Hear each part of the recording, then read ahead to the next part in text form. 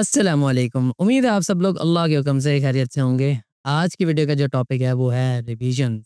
तो बात इस तरह की है, तकरीबन 5 या 6 दिसंबर के करीब मैंने हमारे एक भाई हैं अहमद फराज भाई, उनकी एजेंसी के लिए बनाया था ऐड।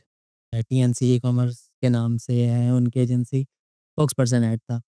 तो अक्सर ऐसा होता है, क्लाइंट से गलतियाँ हो जाती हैं, ठीक है। तो उनसे मिस्टेक हो गई, उन्होंने जो मुझे स्क्रिप्ट प्रोवाइड किया था तो उन्होंने एजेंसी का जो एड्रेस था उसमें गलती कर दी, ठीक है। हो जाती है इंसान से गलती, ठीक है। तो उन्होंने जो मुझे एड्रेस प्रोवाइड किया, मैंने स्क्रिप्ट में वही लिखा और जो था वो एज़ इट इज़ मैंने पढ़ दिया, ठीक है। तो मेरी तरफ से काम सारा कंप्लीट था, ठीक है। तो फिर उनको मैंने जब दिखाया, मैंने कहा इसमें कोई रिवीजन हो तो हो जाएगी। तो उसमें फिर ये वाली गलती नोटिस हो गई, तो फिर मैंने उनको ये दिखाया, मैंने कहा ये तो आपकी तरफ से था। तो अब लकीली उन दिनों मेरे इवेंट्स भी चल रहे थे, वेडिंग इवेंट्स, ठीक है। तो मैंने उन्हें कहा मैं आपको करके दूँगा, ठीक है, ये चीज़ क्लियर करके दूँगा, क्योंकि एक कमिटमेंट थी मेरी उनसे। उसके बाद फिर ये है कि कुदरती तौर पे ये है कि लाहौर के कुछ इवेंट्स थे वो कवर करने थे, तो मैं लाहौर चला गया। अभी मैं कल परसों ही वापस आया हूँ वहाँ से। तो अभी मैंने ये प्रॉपर तौर पे सेटअप लगाया वो ऐड दोबारा शूट करने के लिए।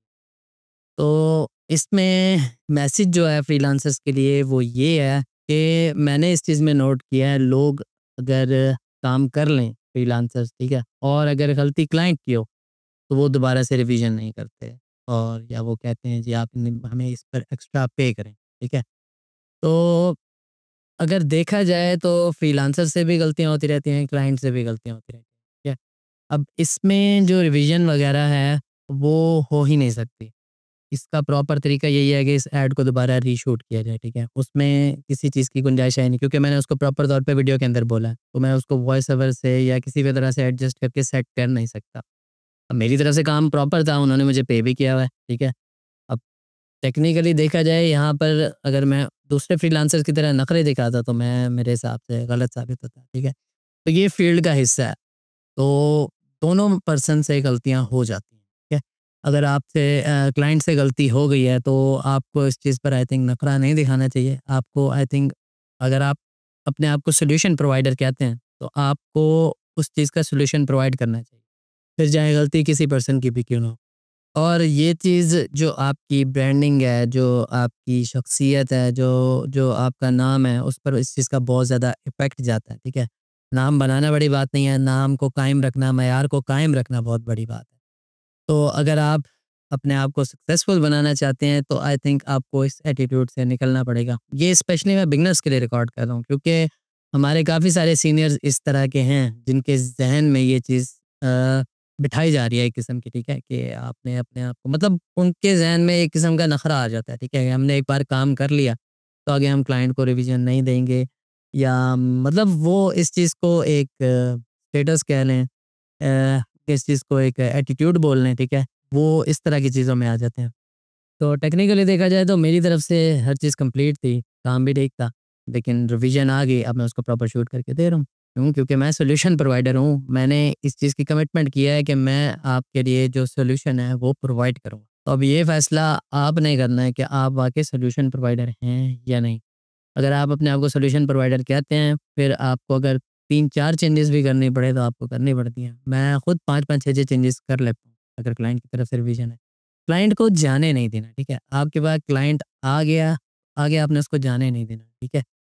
मैं बार-बार ये चीज़ कहता रहता हूँ कि 5,000 वाला जो क्लाइंट है ना, वो कब 5 लाख पर कन्वर्ट हो जाए, आप इस चीज़ को नहीं जानते, ठीक है? एक क्लाइंट अगर आपके पास 3,000 वाला भी आ गया ना, तो फ्यूचर में क्या पता वही आपके लिए बहुत बड़ी अपॉर्च्युनिटी ले आए। लेकिन वो आपके ऊपर डिपेंड करता है आप 3,000 में उसको कौन-सा काम दें। अगर आप अपने एटीट्यूड को मेंटेन रखना चाहते हैं, वो आपका हक है, तो फिर उसको 3,000 में 3,000 वाला ही काम दें, ठीक है? जाने ना दें, ठीक है? ये नहीं कि वो लो बजट क्लाइंट है तो आपने उसको वेस्ट कर दिया। क्लाइंट अगर आप वेस्ट कर देंगे, तो फिर आप गए। यहाँ पर दर्जनों की तादाद में लोग मौजूद हैं जिनको काम मिल ही नहीं रहा। अगर आपके पास काम आ जाता है तो ये आपके लिए एक बहुत बड़ी नेमत है। अगर आप क्लाइंट लूज़ कर देते हैं, फिर आप अपना कर रहे हैं नुकसान। तो यही रिसेंटली एक एक्सपीरियंस हुआ है मेरे साथ, तो मैं आप लोगों से यही शेयर करने आया था कि आप अगर अपने आप को ग्रो करना चाहते हैं, अपना नाम बनाना चाहते हैं, अपना मयार कायम रखना चाहते हैं, तो फिर आपको इस एटीट्यूड से निकलना होगा। यानी कहने का मकसद है, एक मेहनत अगर आपकी प्रॉपर हुई हुई है, सिर्फ़ एक वर्ड की गलती की वजह से आपको दोबारा भी करनी पड़ सकती है। और इसमें आपको बुरा नहीं मनाना चाहिए। अब इसमें देखा जाए ना मैं बुरा मना रहा हूँ, ना मैं इस काम को मतलब ये है कि बहुत समझ के मैं दिल से कर रहा हूँ।